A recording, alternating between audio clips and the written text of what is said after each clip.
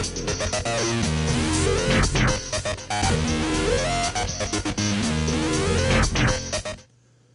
View menu allows for control and visibility of various parts of the UDK interface. Starting here at the top, we have the browser windows, and you'll see a submenu with all the different browser windows you can open up. Though really, you could grab any one of them, and you're going to get a window that has tabs for all the others as well. So if you just grab the content browser, you can quickly jump over to the log or the start page, which are also included in that submenu. Now moving down from here, we have the Actor Properties window. You'll be using this a lot as you set up the objects in your scene, so I'm actually here inside the VCTF Sandstorm level. I'm just going to select this static mesh. We'll go under View, come down to Actor Properties, and there you go. So there's the properties of this static mesh actor. Though admittedly, I never come up to the menu to open up this particular window. You can just double-click on any object, and that will open up its properties. Or if you don't like double-clicking, you can press F4 as well, and that will open up its properties. Now, moving down from here, we have the Surface Properties window. Now, to really show off surface properties, I need to get over here to a BSP surface. So let's come over here to this little platform.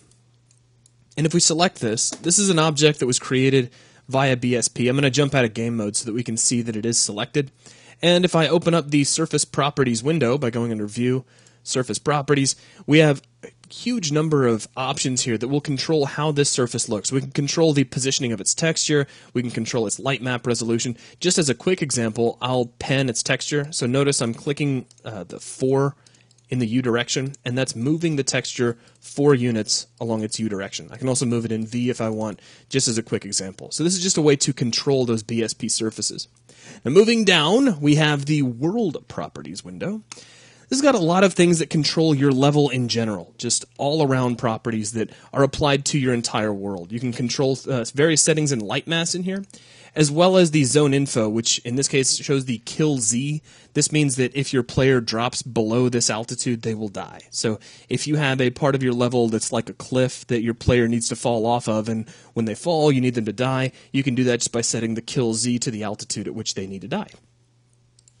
Now, continuing down the menu, we have the ability to open up the Kismet and Matinee windows. So I'll just go ahead and open these up real quick. Here's the Kismet window with some Kismet sequences, in this case powering a camera fly-through through Matinee. If you go down to Matinee, this will give you a submenu containing all of the different Matinee sequences applied to your level, provided there are any. Now, Kismet and Matinee in and of themselves are something we're going to save for future lessons, but just as a case in point, I could open up this first sequence, which is for that camera fly-through, and if we move the view kind of down a little bit, I can hit play, and you can see that down here inside our perspective, we've got a little camera fly-through preview taking place. But for now, we'll go ahead and stop that and close out of Matinee. Now, continuing down the view menu, we have our drag grid, rotation grid, and scale grid settings. These control snapping. In short, the drag grid controls motion snapping, rotation grid is rotation snapping, and scale grid is, of course, scale snapping. And these all work the same way. You can enable or disable them at the very top, and then you have the increment of snapping that you'd like. So in the case of the drag grid, if you set this to 16, as you move objects around in your scene, they're going to snap to 16 unit increments. Very, very straightforward. For rotation, you can snap to increments of around 6 degrees. There's a little bit of play in there, as well as 45 and 90 degrees as well. And scale is going to snap to percentage. So do you want to scale up by snaps of 5%, and then it'll jump to 10%, then 15%, and so on and so forth. Now, as we continue down, we have the ability to set our auto-save interval. This is how often UDK is going to save your level while you work. Now, you'll notice there's no option in here to turn auto-save on and off. Actually, to do that, you need to come down to the lower right-hand corner of your interface in the console bar. Way in the far right corner, there's a little checkbox to turn auto-save on and off if you need to do that.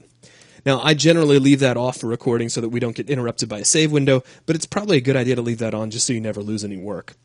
Now, moving down from here, we have detail mode. This allows us to have certain objects that are designated as high detail, and we can switch these on and off if we need to kind of speed up feedback in our viewport. So if I switch to low detail, you'll notice those mountains in the background kind of disappear, and then we can put these back up to high, and boom, there they are again. Now, continuing, we have several different options, most of which can be found inside the main toolbar. Now, what I'm going to do is give you kind of a brief rundown of each one of these. And a lot of these are fairly specific, so if you don't fully understand their nature after the description, It's just because at this point you haven't worked with that part of UDK yet. The more you work with UDK, the more this is all going to make a whole lot more sense. But I will give you a brief rundown on what these do. Allow translucent selection is for certain instances where you're using, say, static meshes that have a translucent material. Just as a case in point, perhaps you have a static mesh that's cone-shaped and has a material that makes it look like a volumetric light. You know when you shine a spotlight up into the air, how you can see that kind of cone of light reaching up into the sky? You could create a static mesh that mimics that.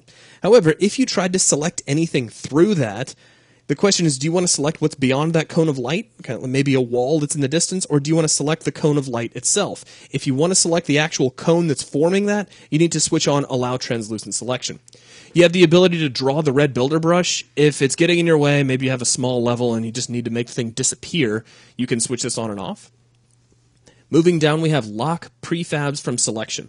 A prefab is a group of objects that you have designated that you decide need to go together. A really good example would be perhaps a static mesh of a lamppost that's got a little light attached to the end of it, and maybe a newspaper box that's always going to be right next to that lamppost wherever you place it in a level. You could define all of those objects as a single prefab and move them around as one object. And really, the lock prefabs from selection just determines whether or not you want to be able to select those as a single prefab or as the individual components that make it up. Next, we have use curves for distributions. This is fairly particular to working with particle systems. There are certain values in particle systems, and let's pick on an example. Let's say you've got a smoke particle system, where you got this smoke that goes up into the air, and as it goes up, it's also increasing in size. So you got some motion, and you've got a size increase over time. Now, inside, kind of under the hood of UDK, that is graphed out as a curve. That curve is plotting how large the particle is getting over its lifespan. However, calculating values as they change across a curve is fairly expensive. And so to save on the processing power of having to do that, UDK will bake everything out into what is called lookup tables. It's just kind of an internal chart where it says, all right, at 1 second into your life, you need to be this big. At 2 seconds, you need to be this big, and so on and so forth. However, this simplification can lead to it could potentially lead to problems if you're not getting the results you want. Perhaps you need it to be smoother to really see what's going on. And if that's the case, you can switch on use curves for distributions to kind of help you debug such problems. Next, we have enable socket snapping. I think the place where I use this the most is when I'm trying to put objects into characters' hands or attach an object to a character so they can hold it. A skeletal mesh, which would be what a general character is going to be made of if you're putting one into a level to animate, has got sockets on it. Now, a socket is really just a designated position where another object could potentially be attached. Case in point, you've got a character in your level who would have a socket at the location of their hand. So you could take another object, say a weapon, and snap it directly to that socket by using enable socket snapping. It's just an easy way to get objects positioned right into a skeletal mesh's socket. Moving down from here, we have enable particle system LOD. This is going to allow you to visualize different levels of detail for a particle system. Now, a really good example of this, just kind of in concept, would be if you had, say, a campfire particle system, which has got some flames and it's got some smoke coming up, and then little tiny sparks that are also kind of moving up through the smoke. If you were 300 yards away from that campfire, all you'd really see is a little tiny glowing orange dot in the distance. You wouldn't be able to see the individual flames. You might notice a slight flicker, but you surely wouldn't be able to see those sparks. However, by default, those sparks would be calculating unless there was a level of detail, an LOD, in place to take them away as the player moves further back. Switching on Enable Particle System LOD allows you to visualize those levels of detail right here inside your viewports. So if you need to edit them, if you decide, we need to make that fire a little simpler if we're far away, or even make it a little more complex because now it's too simple, you can see that right here inside your viewport. You can also lock LODs in your view so that if you're far away, you can have the lower level LOD in place and then get closer and see what that low LOD looks like as you get close to it. Now down from here, we have Enable Quick Proc Building Mode.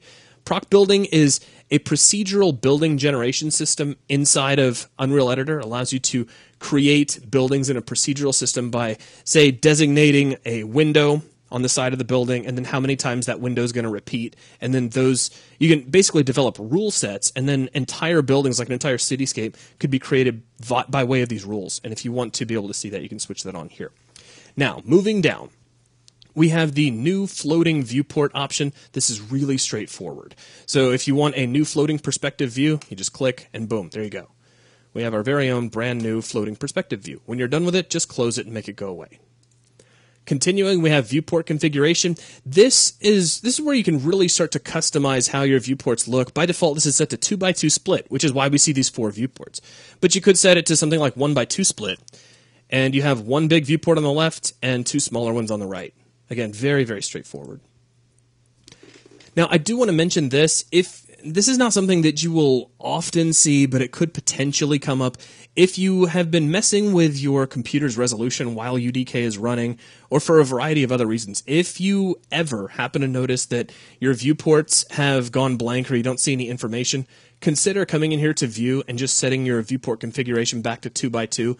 It'll redraw the viewports and can clear up any tiny little issues like that. Now, that rarely ever happens. In fact, I think it's been years since I've ever seen it, but I thought I'd mention it just in case anybody ever experienced that. Now, moving along, we have full screen mode. This will hide away anything that is not UDK, including the Windows control bar at the top and the start bar, which you didn't even see at the bottom of my screen. So we'll go ahead and switch that back off. Down from here, we have several different lighting information windows. These are just debugging and info windows on how lighting is affecting various objects, the overall result of your lighting, how it's working on static meshes, etc., and so forth. So until you're really getting hardcore into playing with lighting, you won't really need to use these just yet. However, a lot of these will come up automatically when you build lighting in your scene. Now, moving down, we have a few last-minute preferences. Enable WASD camera controls. This is on by default, and this is why if you hold the right mouse button, you can use WASD to fly around as if you're kind of in a first-person shooter. Now, if we continue down from the other preferences, we have resize top and bottom viewports together. If we switch this off, we can do this. So notice how I've got kind of a almost Z-shaped breakup of our windows here. Now if I come back down to our preferences and I turn on resize top and bottom together, now they always line up. That's all there is to it. Now the last couple of things we have here are drag moves the canvas. If you come over to an orthographic view, if I click with the left mouse button and drag, I'm just dragging that view around. So you can see a little tiny hand like it's grabbing the grid and just kind of moving it exactly where the mouse goes. That's one form of navigation. Now alternatively, if you turn off drag moves canvas, the whole view is going to move in the direction you move your mouse. So it's really just whichever method you prefer. The non-drag method is kind of the old school Unreal navigation system. And then finally, we have center zoom around the cursor. This is really for the mouse wheel. Now, I've just switched it off, and if I mouse wheel in, you'll notice that I'm zooming in right toward the center of the view. However, if we come back in and turn that back on, I could put the cursor, say, over here in the lower right corner of the top view, and now we're zooming toward that area. So it's really just about using that mouse wheel and zooming in and out. So that is a look at the various options of the view menu. Again, a lot of these you probably won't be able to really wrap your head around too much until you use UDK and start using these individual aspects of the editor. But that will wrap things up for this video.